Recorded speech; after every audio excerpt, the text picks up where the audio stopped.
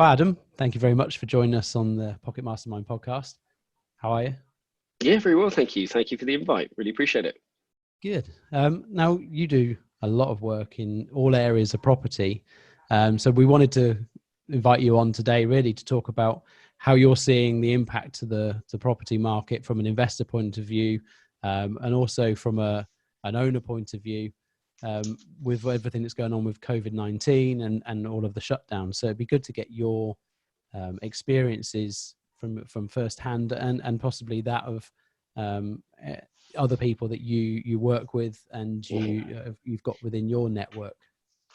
Yeah, so just breaking down the question into two parts, really. You've got the impact and what do I feel COVID's had? Of course, the impact, it's difficult to tell, really. It's clear it's had an immediate impact with the fact that banks are not lending so easily at the moment, and that's understandable because they're dealing with a lot of it's still with their workforces, dealing with a lot of payment holidays. So they just don't have the power to go out there and to conduct surveys or start new mortgage applications and so on. So that's clearly had an impact on the market. Then you go and take a look at estate agents. They can't do viewings, albeit that some are doing virtual viewings.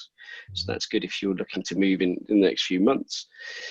So that's clearly had an impact as well. So overall, yeah, the impact has come and nobody saw it coming. Of course they didn't. We're overdue a pandemic for quite some time by the sounds of it. And we live on a small spinning ball in space, and we share this planet with other things. So stuff occurring out of the blue is going to happen. So really, I think what we have to look at now is, and what I get a lot of questions is, what's going to happen to the property market in the future? And that's very difficult. Who knows? We haven't faced this before. Yeah, it's for me, always trying to look that far ahead is crystal ball town. You may as well flick the coin.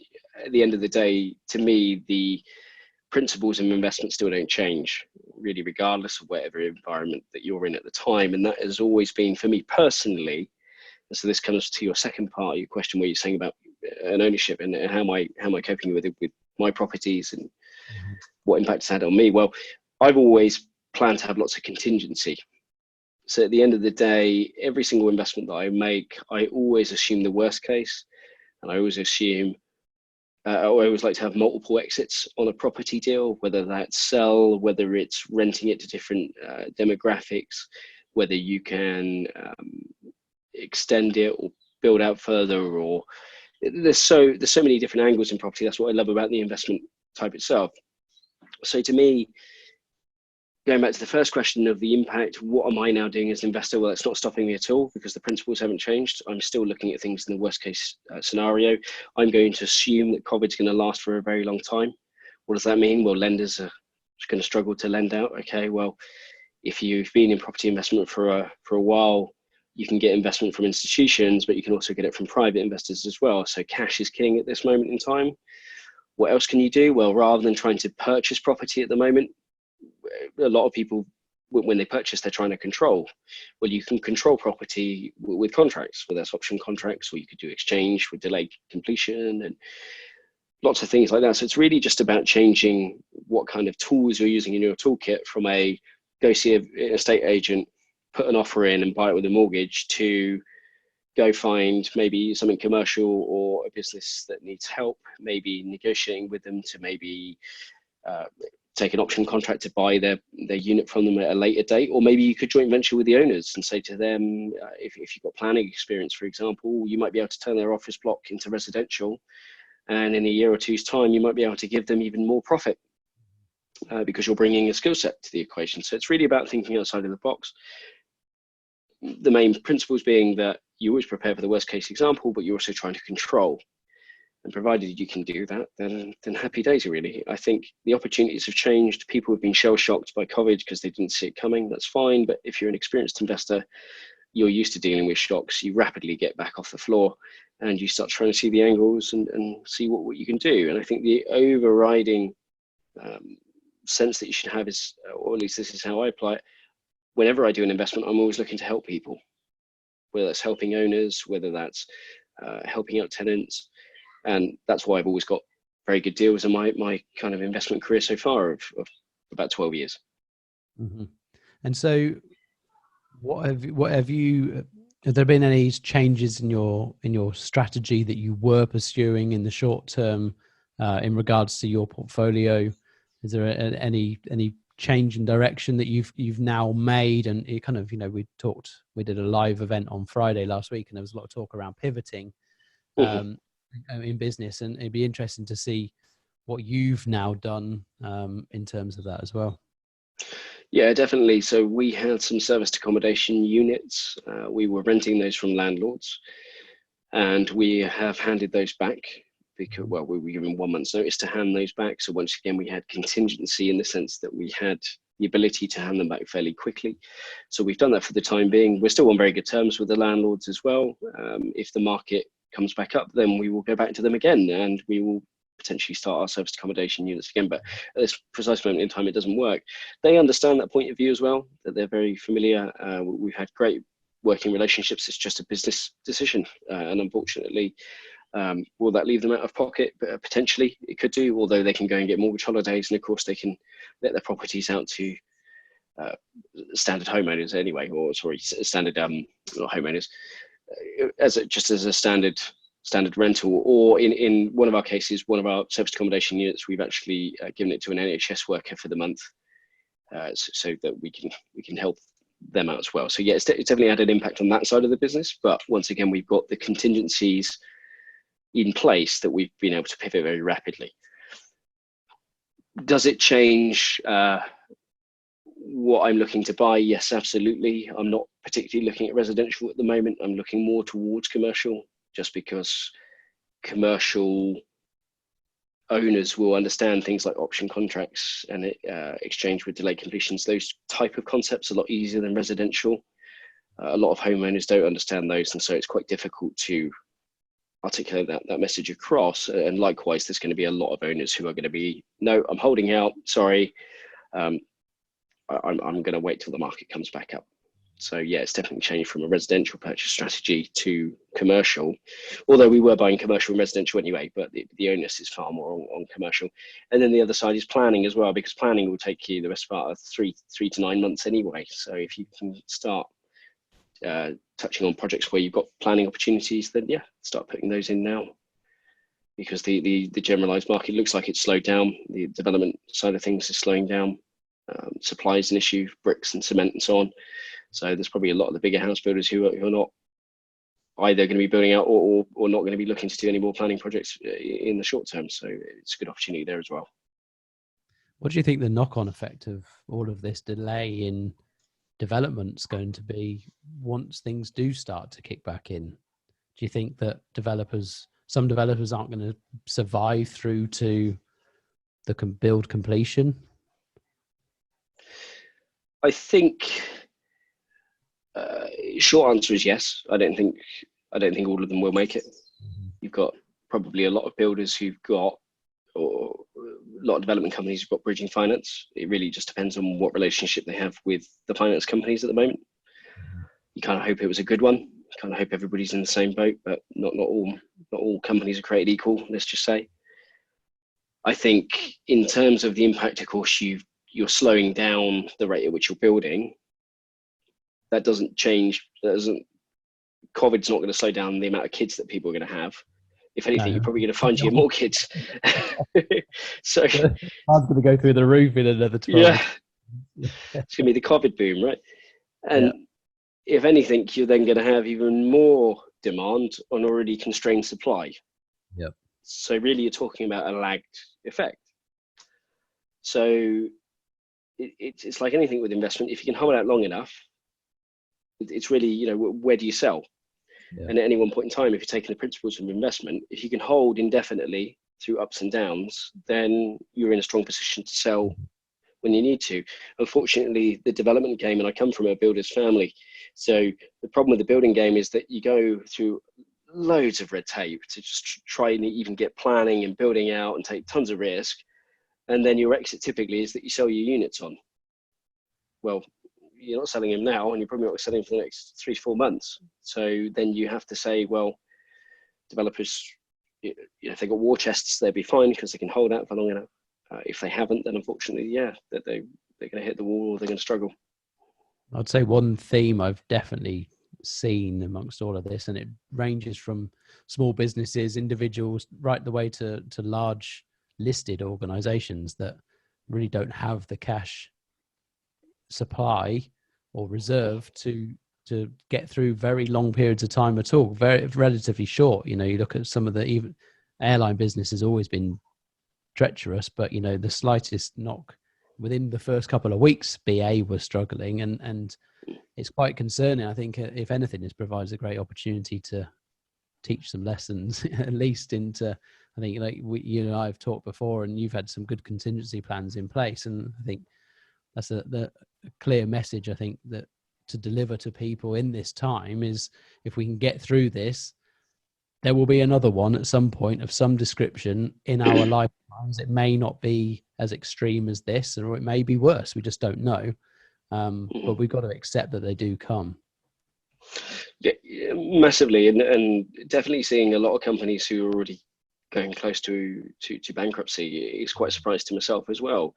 But these are businesses, not necessarily investments, and there's a distinct difference between the two, of course, because a business is where you're selling something, and ultimately if people aren't buying it, then cash flow is going to wipe out fairly quickly. And so when I was when I started my investment journey 12 years ago, I'd always gone, well, I want as close to passive as you can get. Property isn't passive, but as close to passive as possible. This is a good buzzword to sell courses online for drop shipping and various other things. Yeah. I don't think there is passive. You've got to do something somewhere along the line. I think the problem is that if you're going to make money in property or any form of investment, that requires work, and inherently, and the reason why it requires work is because it's inherently complex. That's why you make money. You make money out of complexity. So for people to go, essentially, I want to sit on my ass and do nothing to generate a load of money. Well, that's what everybody who wants to do winning the lottery wants to do. Yeah. I get it, but there isn't enough complexity in it. And so whenever I hear passive or it's easy or you can do it in 2 seconds flat, it's a bit like trying to say, become a surgeon by following this one-day course. If you were a surgeon who did a one-day course, I'm not coming to you. Yeah. Not happening. So,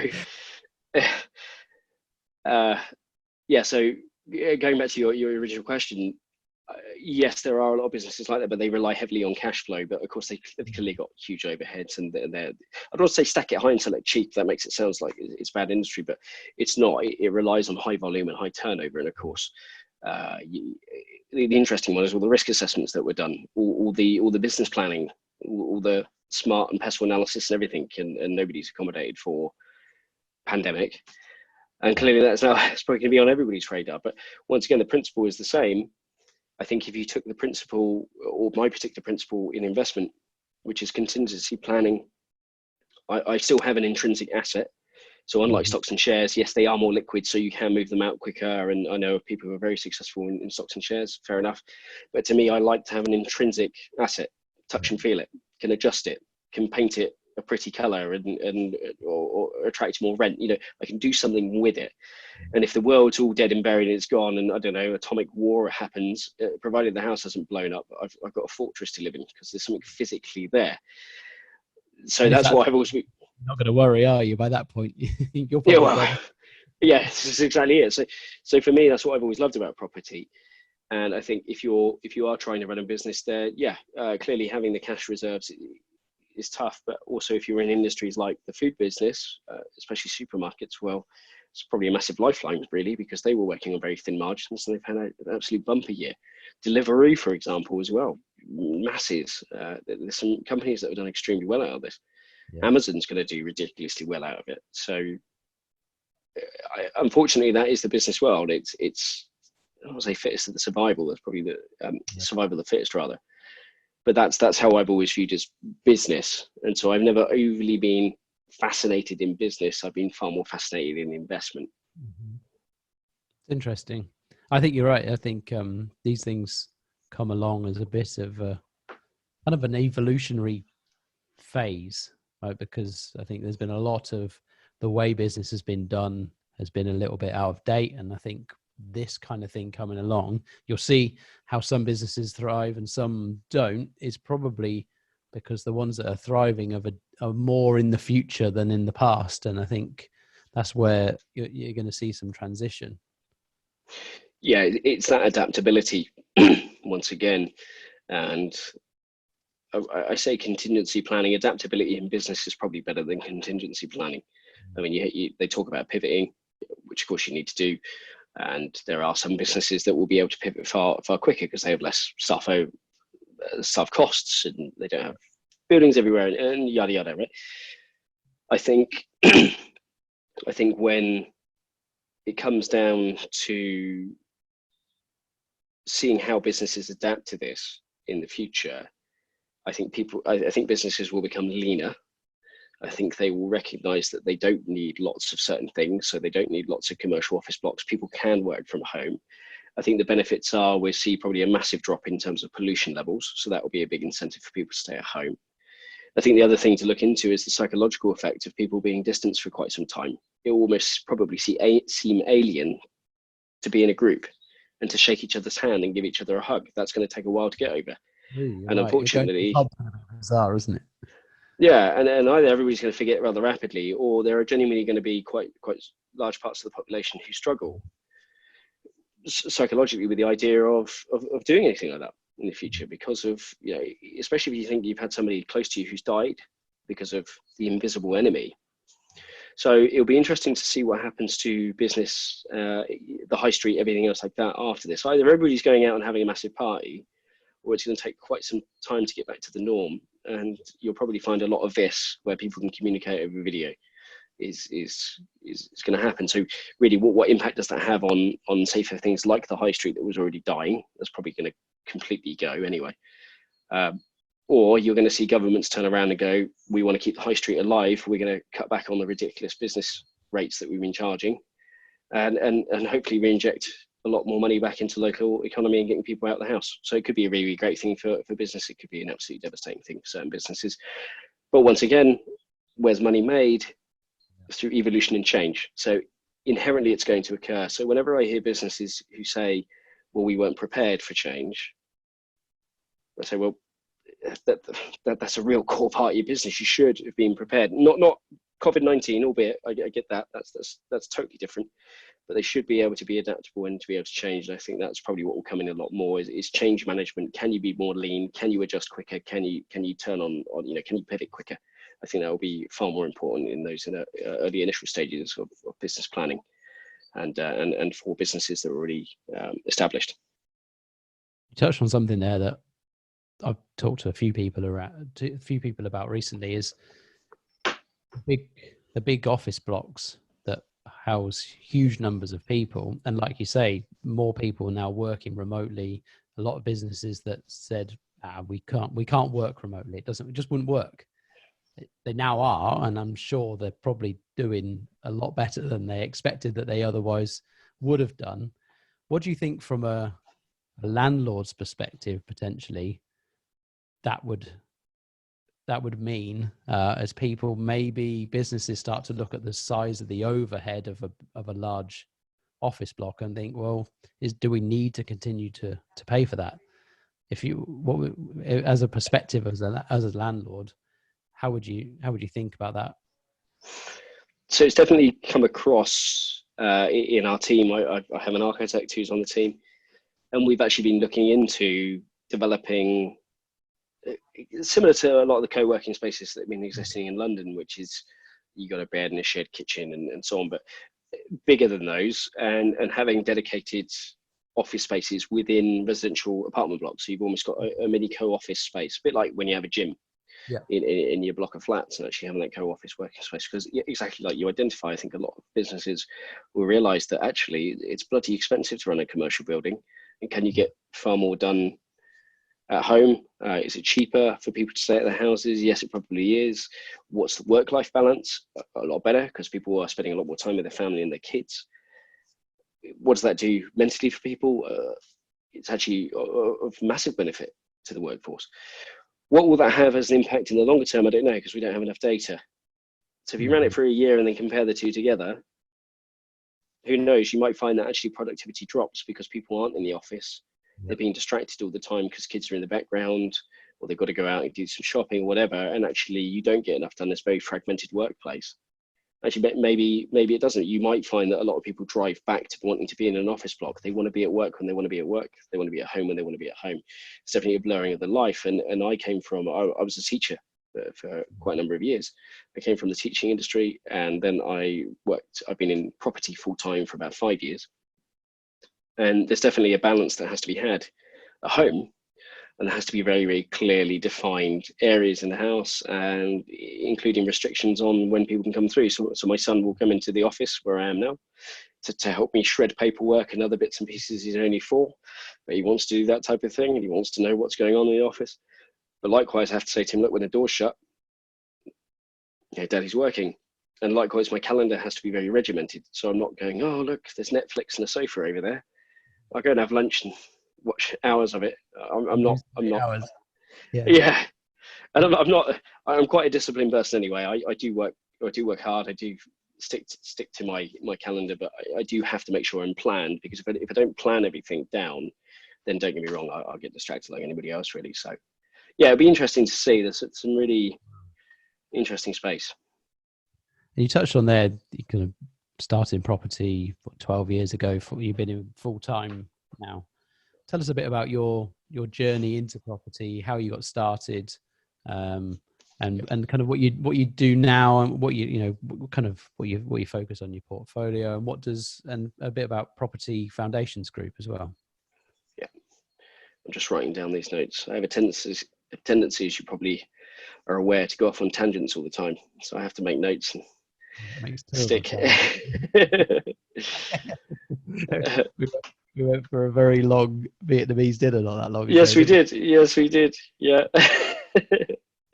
Yeah. So yeah, in terms of where I started, so I grew up in a builder's family. My parents, they had a second largest construction company in Reading at the time, back at the end of the 80s, early 90s. I was born in 86. So I grew up from it very, very young. I was in my dad's vans and on sites, building sites. I remember seeing Dad was building the family home when we were, when I was about 4 or 5 years old. I remember him saying, all the bricks and everything, and I used to help dust and used to help tile. And then unfortunately we got hit by the recession in the 90s, and that hit my family pretty hard. So I didn't know at the time, but I was acutely aware of, my dad's a motorcyclist, as am I, but Dad used to have quite a number of motorcycles. They all suddenly disappeared, and the big car turned into a small car, and the big house got cut in half and turned into a smaller house. And so even as a 4 or 5 year old, you're acutely aware that something wasn't right, even though I didn't understand it financially. So, and then my father carried on the business in a much smaller way. About 3 or 4 people he used to work with, and that's how he stayed. We moved on to a different house, and he bounced back, and everything was fine, but it had quite a profound impact on the family. It didn't stop my old man from saying to me that property is the best place to go and put your money. Now, what I then did was I studied as a classical guitarist. You see guitars on the wall back there. And I taught classical and flamenco guitar for quite a number of years. That was really where my passion was at. When I was at school, I loved computer science. I thought I'd go off to uni and study computer science, but took a gap year out and started teaching classical and flamenco guitar. And I loved it. I absolutely adored teaching. To me, it's like currency of the soul to teach people and make them improve. And by helping people and by being a teacher, what that taught me was how to articulate my message quite clearly or understand people's needs. I always had like a mantra in teaching that if a student didn't understand something, it was the teacher's fault. So that really helped me in property. So whilst I was teaching, I was buying investment property, and I started off with my first house that I still live in now. I bought that house, and when I bought it, I was paying for a mortgage, and I thought, sod that, I'm not paying the mortgage. So I moved my mates in, and they paid the mortgage and gave me a little bit of a profit. I had a garage on the side, and I thought, sod that, that's a waste of space. So I converted that to an apartment, and I made money out of that. And I thought, oh, cool, now I got a house, and I paid for it all on credit cards. So I was trying to pay back about 1,200 quid a month. And I was thinking, bloody hell, this is a bit hard. So I rang up the bank. I said, look, is there anything I can do with the mortgage? They said, well, we set a valuer out, seeing as you converted it. And once I converted into a separate flat, I had the bank come out and they valued it 70 grand more, and it only cost me 25 grand to convert, which was brilliant, really, because then I was like, bloody hell, that was easy to make money. And my mortgage, my credit card payments went from 1,200 quid a month down to 100 quid a month. And that was really my first, I suppose, play with property investment. I'd never been taught. I just had a crack, really.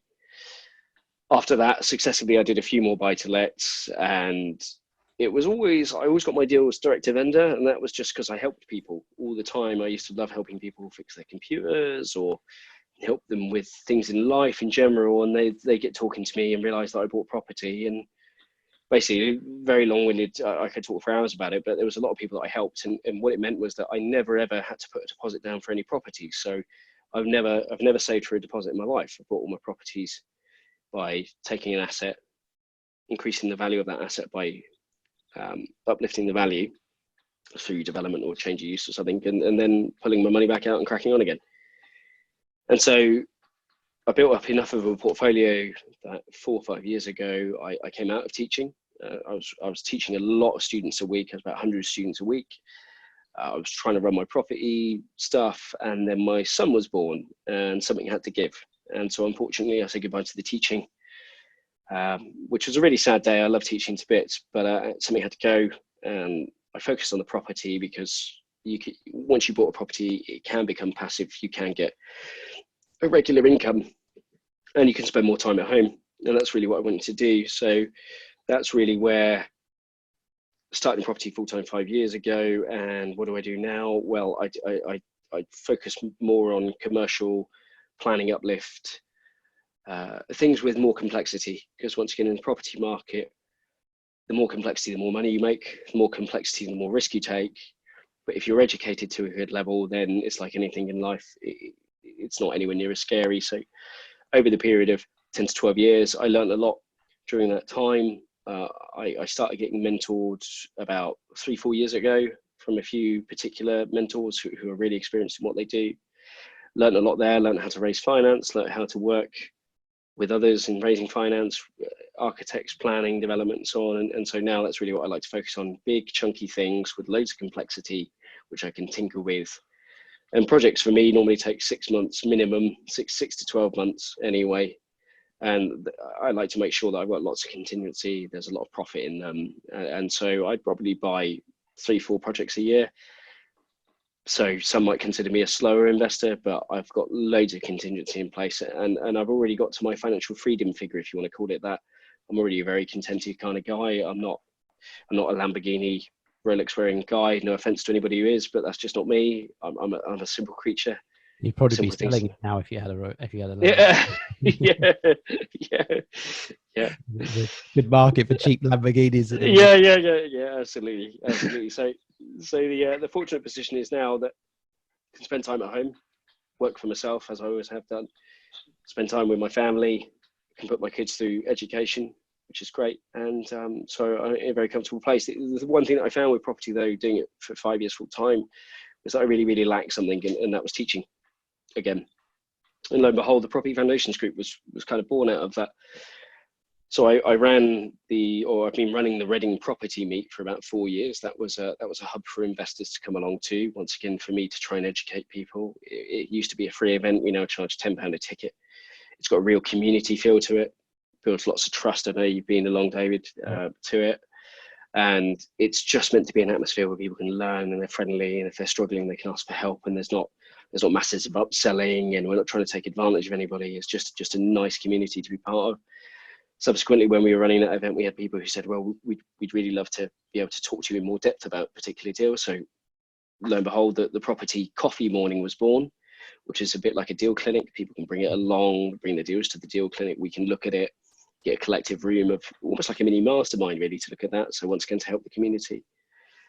And then what I found was that by running those 2 events, I found that a lot of people were doing education, but they weren't being educated properly. So I come from an education background, and there's a lot of property investors who are good at investment, but they don't know how to teach. Mm-hmm. And there's very few teachers who are investors. right? So I thought, okay, there's a lot of people spending a lot of money. Are they getting good value for money?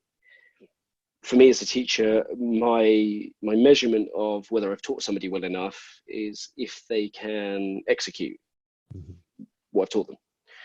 And so that's where the 6-month program was born. We run a 6-month mentoring program.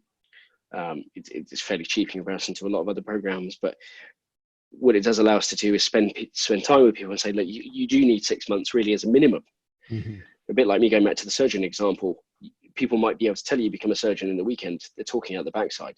It's a complete load of garbage.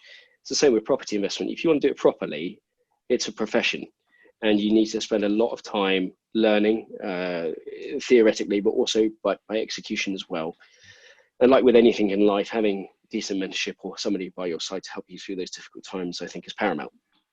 So that's really where that was born. So we now have the Reading Property Meet, we have the Deal Clinic, and then we have our education programs. And the whole idea really is to help the property community. That's really why I do it. And what I found was that gave me the currency for my soul back again. I felt like I had far more purpose to life. And don't get me wrong, I do like property investing, but money in a way is a bit more of a byproduct to me. It's a means to an end. It's a form of security. I'm not in it necessarily because I want to go, I don't know, buy a spaceship or anything like that. Once again, no, if people want to do that, it's fine. I don't want to cause offense on that. But to me, it was more to provide a security blanket, and I've got that now. So now, really, for me, my strong why behind everything is now trying to help others to get into a similar position. Can I teach them how to invest wisely? Can I teach them how to have contingency plans? And what can I do to further that and educate people? And that's why we run our events really now. And that's why the Property Foundations Group was born. And that's where the name comes from, the Property Foundations Group. The idea is that you build a strong foundation. And if you look at our logo, you'll see it's got lots of different colors in it, about 6 or 7 different colors. And each color represents a different section of the group. One's management, one's investors, one's education, one's networking, and so on. And you can come and take squares if you want. You can come and do a little bit of stuff with us, or you can combine it all together and you get an A to Z service. But the idea is that you're building a strong foundation in everything that you do. And that's really where the name comes from as well.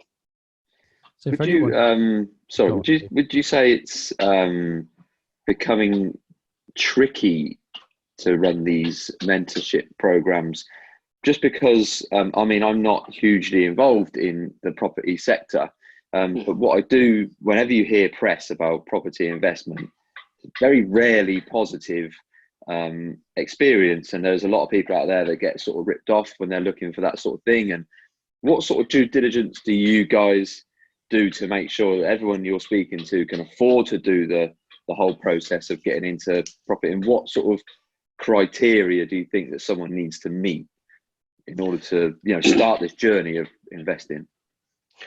So if I get the questions right there, when you're in terms of the due diligence, are you talking about due diligence on speakers at our event, the Reading Property Meet, or are you talking about due diligence on the individual before they come on our course?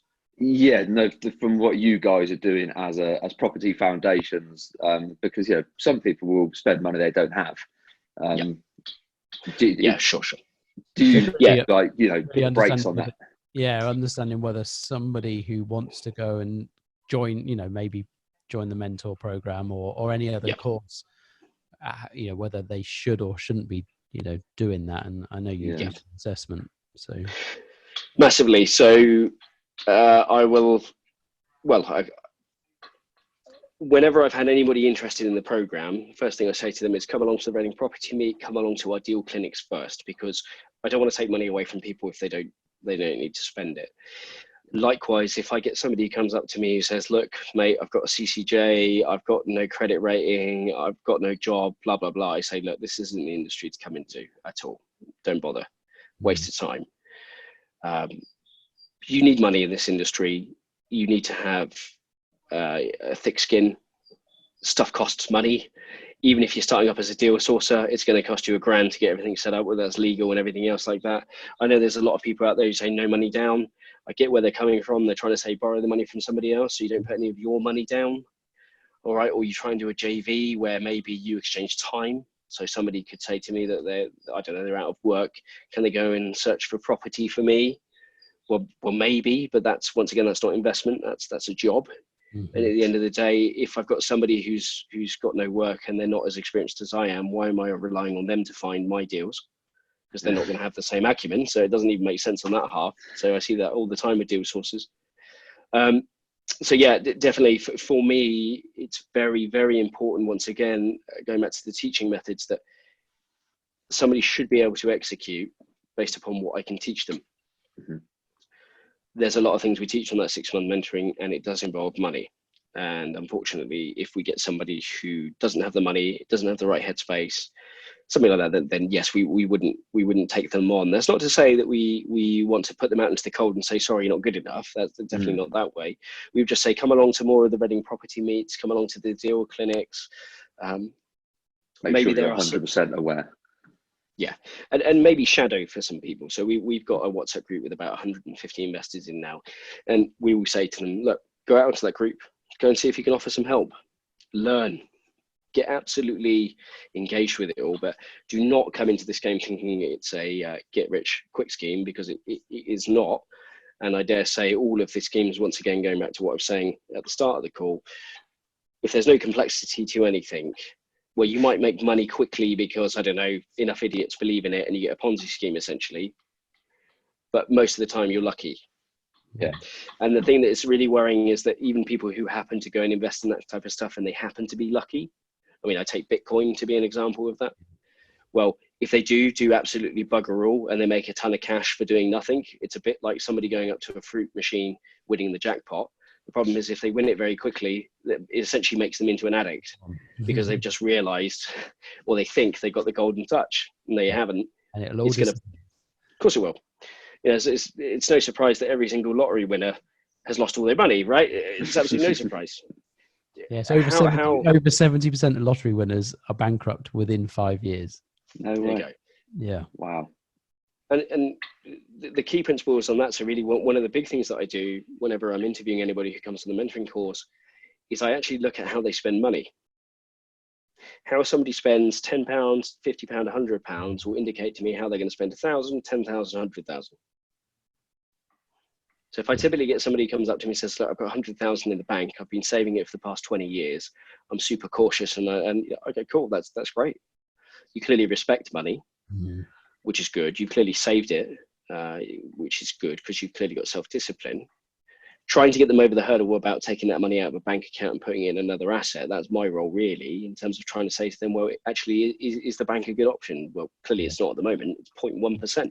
Yeah. Right. I'm not a financial advisor, but that's like, right. So, and I don't mean to get, of course I don't give them financial advice. I'm not qualified to do that. But what I do is I try to show them the principles and teach them how to invest in property. And so if I get somebody, once again, who comes to me with a CCJ, I might say to them, well, how'd you get the CCJ? Because the CCJ says to me that you didn't communicate. That's all it says to me. You left it to the last minute, shit hit the fan, and you still didn't communicate. Or they served the papers at the wrong address and you weren't aware, which is what happened to a tenant of mine. And when I found that out, I let him rent from me, and he's been renting from me for the past 6 years, and he's never missed a rent payment. The poor old guy, he got a CCJ, that wasn't his fault. But those things indicate to me the character type. And at the end of the day, we work with a very small set of, say, 6 to 8 people. And having a good cohesive group of people who are like-minded, or at least have the patience and the understanding and are going to hold out for the long term, is extremely important. So we don't want to take on somebody who just flies in out of nowhere and says, by the way, we're going to jump on the course. Yeah. And, we've had David shown an interest previously. I hope you don't mind mentioning David. Oh, no, of course.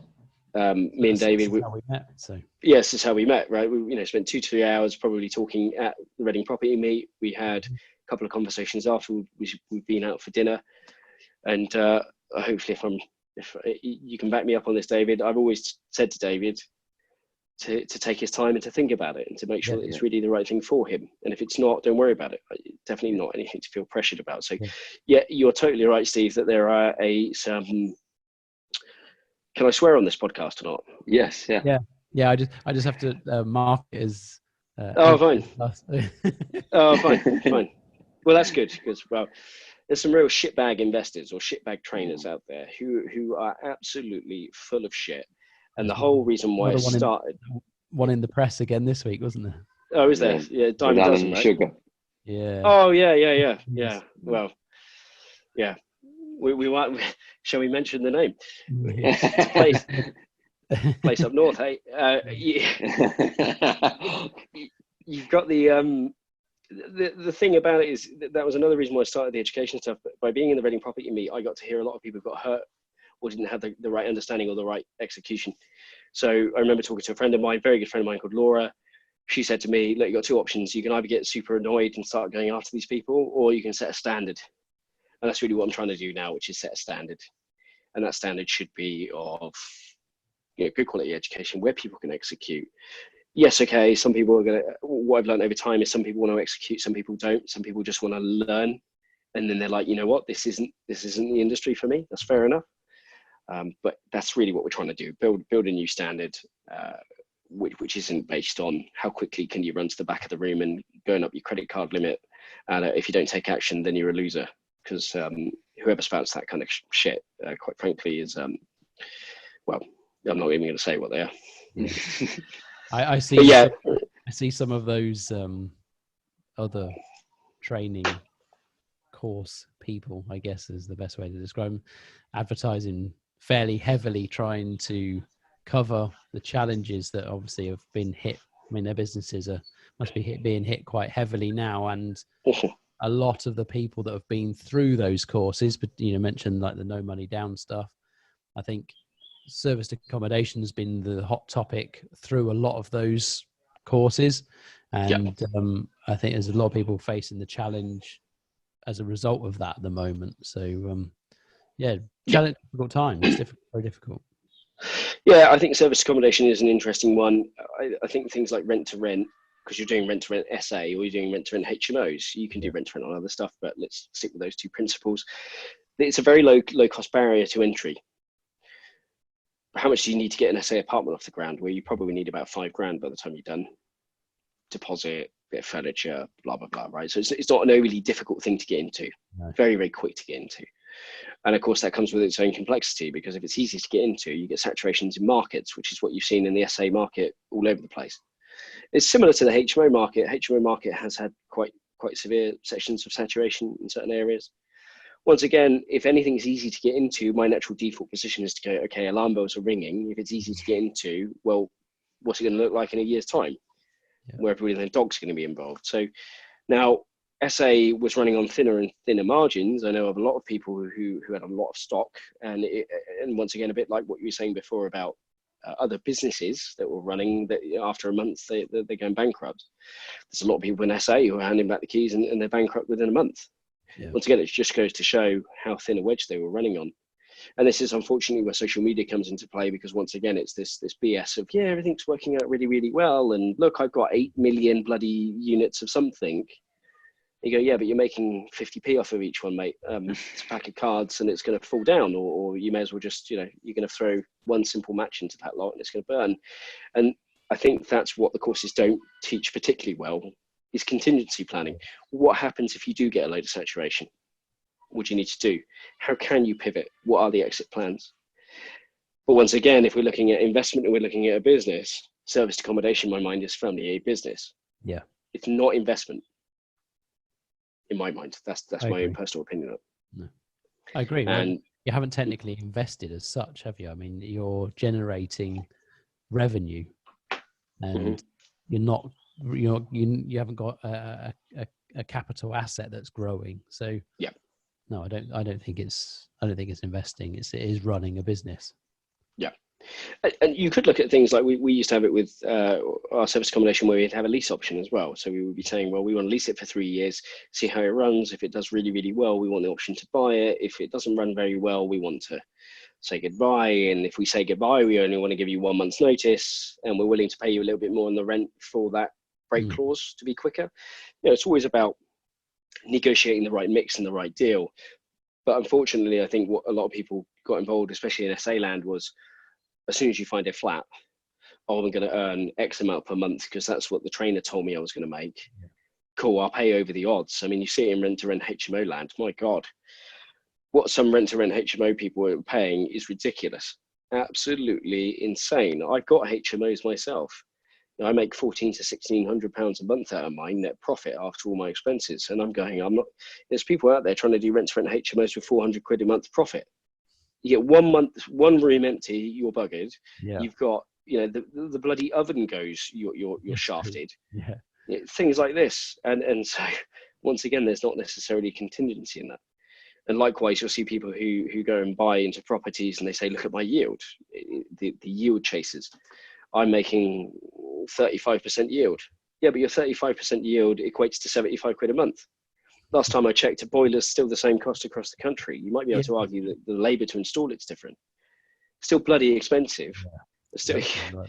So once again, you can talk about yield all day long, and so you see people saying, "Oh, I've got massive yields." Well, great, but once again, if the contingency and the shit hits the fan, what does it look like? Well, the boiler's still going to cost you £1,500 whether you like it or not. What happens to your yield then? Or you might have 50 buy-to-lets up north. You go, well, that's brilliant. You're making a great monthly amount. Have you accounted for what's the long-term plan? Oh, well, I intend to keep them until I retire. Okay. Well, have you taken into account that you're 25 years old, you're going to retire probably when you're 70? I assume you've taken into account the cost of repairing each roof or replacing it. Well, no, I haven't. What about the cost of the carpets every 5 years? Well, I haven't done that. What about the cost of a boiler every 10 years? Or I haven't included that. But when you go put that through the figures, then go and take the fact that the capital value in the area hasn't really gone up, so you're getting wiped out by inflation anyway. Go back that into your numbers, and then the fact that you've got there's so many factors at play, and so what I'm truly sorry, I'm kind of getting a little bit slaggy off you. I shouldn't really do it, to be honest. I just get a little bit frustrated by it, as you probably tell. But there isn't protection. People are looking at one thing and they think that's success. I've got 100 SA units. I'm successful. Hopefully you are, if there's enough contingency. I've got 100 buy-to-lets. Well, hopefully you are, if there's enough contingency. I'm doing a development. Okay, great. But if you're making 5% profit, I hope that's enough contingency. Yeah. And that's not what's talked about in the property game at all. And so that's why you see a lot of people getting slammed, because they just don't talk about exit plans and contingency. And with anything in investment, the people who last in this game are the people who are prepared to protect themselves. And this is a prime example. We see after COVID how many of the real investors are still sticking about, because they'll still be the ones who've got their portfolio still hanging. And unfortunately, you'll see the cycle again, Steve, where you'll get a load of other trainers jump on the bandwagon with some new thing. The next breed of people will come in, and they take advantage of them, make a shit ton out of them, and you see the repeated cycles. And unfortunately, that's it's very difficult to protect against, because it's not necessarily the courses you're dealing with. It's human nature, and human nature is, how do I make a fast buck quickly because of my particular emotional position in life? And unfortunately, there's people who take advantage of that all day long. It's a shit game. Well, and also it's motivated by people who are the same, the people running the courses are in the same boat as the people joining the courses. They're probably wanting to make a quick buck too. So everyone's doing this thing. And so you've got the people who go in on the course because they want to make a quick buck, and you've got the people running the course because they want to make a quick buck. And the end result is no one's any better off. Yeah, it's definitely, there are definitely some trainers out there who are like that. There's, I think training costs a lot of money to get it off the ground if you get decent people involved, because any decent investor who's got any decent acumen in the game would have probably had the best part of 10 years worth of experience as a minimum. And actually, if you look at the amount of money you can make in property, if you're good at it, it's a lot. It's considerable. You're probably talking 60 to 70 grand minimum out of a deal. Yeah. Or at least that's how I would navigate in terms of my particular deals. And if you then go and say, well, if I go and do 4 of those a year, doing all not right, including the rental, I mean, but where do you get to the price point where you go, well, actually, I do want to go and train a bunch of people on a Saturday? Yeah. And so there is a very difficult balance, because it is an industry you can make a lot of money in. Yeah. So you either get people who do it because they love it and they want to protect an industry. I would probably class myself in that particular realm. And there are numerous people who I know who are like that. They charge peanuts for their courses, or they charge just enough to cover the hotel costs, for example. It costs £1,000 a day in London to even rent a room for a day, let alone all the other costs of running it and stuff. So they do need to make their money back. But yes, there are definitely people who go out there And I think the ones that you can tell who are the unethical types are the ones who say, come along to my free weekend, or even pay for my weekend, and now you get to sit here and basically listen to my inflated ego for the next 8 hours and try and upsell you onto a stupidly ridiculously expensive course. Well, that trainer's lied to the bloody teeth from the get-go. I mean, why the hell you'd want to spend more money with them? I don't know. You just basically paid, or you've gone along to a free event where you're just sold to. It's no different than bloody timeshare, is it really? It is the new timeshare. Yeah. You're absolutely right. Yeah, so it'd be interesting to see what happens with all of this and how that will affect some of the other the larger training providers, because I would imagine, a bit like most other businesses, they were very reliant on high cash flow. It'd be interesting to know how set up they were for this kind of situation. I think for a lot of trainers, there's not a huge amount of overhead. Yes, you've got like renting out hotel rooms and stuff like that, which you can turn off pretty immediately because you say, well, COVID-19. In terms of what a lot of trainers do, they go online. Well, that's fine because that's the new format. And if they were thinking ahead, they probably already got online programs already developed. I'm certainly developing ours out at the moment to be online. That was always in the plan. It's now been accelerated just because I've got more time at home as well. Yeah, so that's convenient, which is good. In terms of cash flow, I think it depends on what the trainer's like. If the trainer's got an expensive taste for caviar and champagne every day, and has to walk on, I don't know, heated marble floors and has a few there's probably a few of them few out servants, then you could probably argue that yes, they're struggling in life. But I can't really see many people. If anything, you'll probably find a lot of these trainers will go online. They've probably got a bigger reach online anyway because people don't have to travel down. They're probably going to sell loads more courses, and it's just stack it high, sell it cheap. And they'll probably do something where they say, "Oh, we'll give you a bigger discount if you join now, and we'll deliver the course when everybody can get that out of the house." So I don't think it's going to have a huge impact on the cash flow personally. Interesting. It strikes me as the type of business that, once again, very, very cheap to run in the grand scheme of things, very easy to turn on and off and to adapt very rapidly. Fair. So for anyone who is maybe considering getting into property, what would you say was the first thing to think about before going too far? Definitely, you can learn a lot online, as in YouTube and lots of other clips. Mm-hmm. Definitely you can. The thing you've always got to watch out for is that if you're watching something from an educational standpoint and you go, bloody hell, that sounds easy, amazing, I've come across a secret, I can tell you now you haven't. Yeah. It's damn sight more complex. That's not to say I'm being a negative Nancy and quash your dreams. What it means is that go to look for the complexity in that, and really what you want to do is find somebody with a seasoned track record who you can talk to. Anybody who's got a decent track record and is a nice person and has actually made decent money out of property is, I would say, 9 times out of 10, booking a half an hour call with them. I say take them out for a virtual coffee, take them out for a lunch. They should give you their time. Sometimes people are really busy. They might say, look, I haven't got the time. That's a good thing, by the way. So go and try and find something that you're interested in. Go and find somebody who's got some experience in that. Go look online, go look at forums, type their name into Google, go and do your due diligence, look at Companies House, look at the limited companies, look at all the various different bits and pieces. When you find somebody that you might be interested in, whether it's being educated with or working alongside or something like that, ask them hard questions. Mm-hmm. Never hold back. Decent people in this industry will like the fact that you ask hard questions. Why was there this loss on your company? Blah. Why was this a bad article here? Whatever. If you find that the individual you're talking to gets emotional, gets a bit arsey with you or a bit uppity, run a million miles away. Mm-hmm. They're egotistical. They need their ego stroked, and they don't like being offended. I'm sorry, this is not the game to be in if you get easily offended. So that's what I'd say in the early stages. I think go along to networking events. Definitely, there's some really, really great networking events across the country. Take them for what they are. Some of them have a lot of upselling in, some do not. Go along to independent property meets. There's some national ones which are good, but go along to independent ones because normally the independent ones are run by seasoned individuals who are just in it for the love. That's definitely what they're in it for.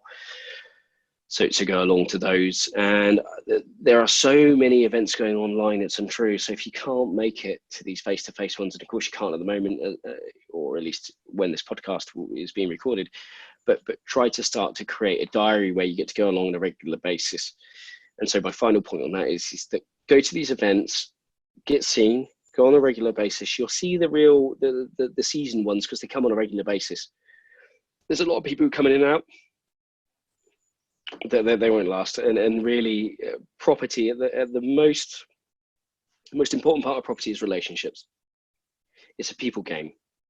You're going to be dealing with lots of people, whether that's tenants, whether that's stakeholders, banks, finance solicitors, whatever, loads of people. And so you need to get on well with people.